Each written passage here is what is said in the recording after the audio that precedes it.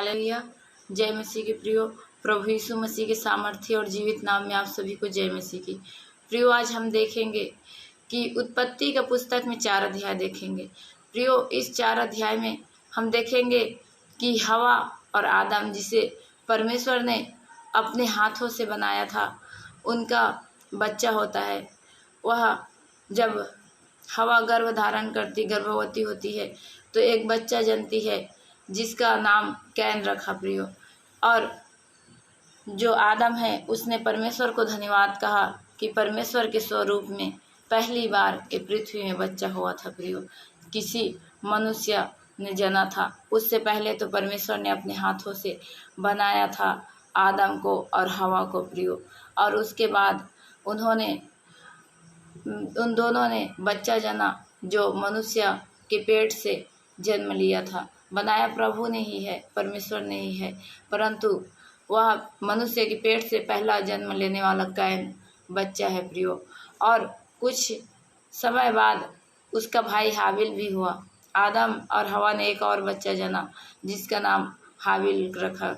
पहला बेटा का नाम कैन रखा प्रियो और दूसरा बेटा का नाम हाबिल रखा प्रियो। जो कैन है वह खेती करने लगा, किसान बना, और जो हाबिल है वह प्रियो चरवाहा बना और भेड़ बकरियों को चराने लगा। तो प्रियो, जब अपना पहलौठा देने का समय आया तो कैन ने अपने अनाज में से कुछ परमेश्वर के पास लाए, भेंट चढ़ाया उसे। और जब हाबिल है वह अपने भेड़ बकरियों में से कई सुंदर सुंदर बच्चों को लाया परमेश्वर के पास और उसे भेंट चढ़ाया प्रियो। कैन और हाबिल में यही फर्क है कि कैन ने कुछ चढ़ाया और हाबिल ने कई बच्चे लेकर आए। हालेलुया। प्रियो, बाइबल बताती है कि परमेश्वर यहोवा जोरावर ने कैन का भेंट स्वीकार नहीं किया और कैन को भी स्वीकार नहीं किया प्रियो। और हाबिल का भेंट स्वीकार किया, हाबिल से प्रीति रखा और उसका भेंट भी ग्रहण किया प्रियो। कुछ दिन हुआ प्रियो।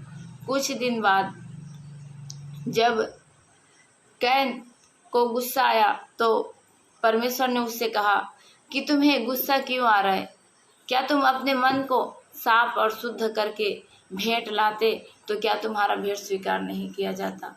जरूर स्वीकार किया जाता, परंतु तुम्हारा मन शुद्ध नहीं है, इसीलिए तुम्हारा भेंट स्वीकार नहीं हुआ, ऐसा कहता है प्रियो।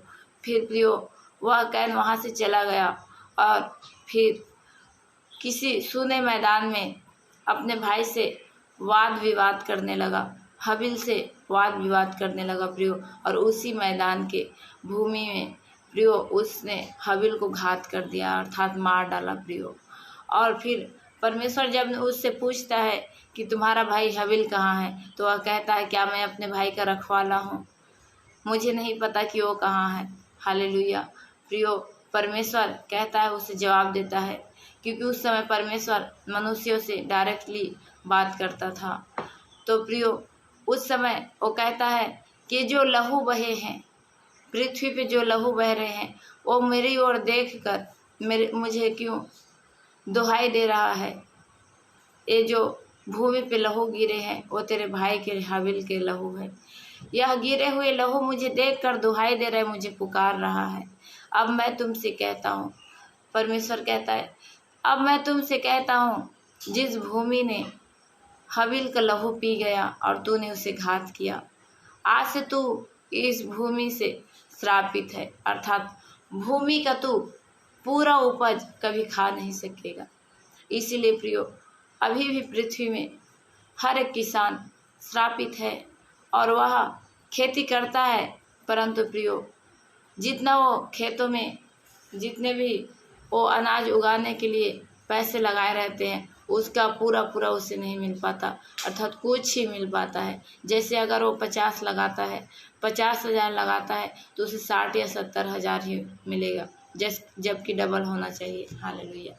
जबकि प्रियो, जब कैन ने पहली बार खेती की थी तो उसे अच्छा खासा फसल मिला था, लेकिन उसने कुछ चढ़ाया था परमेश्वर के पास। परमेश्वर के चरणों में कुछ को ही भेंट लेके आया था प्रियो।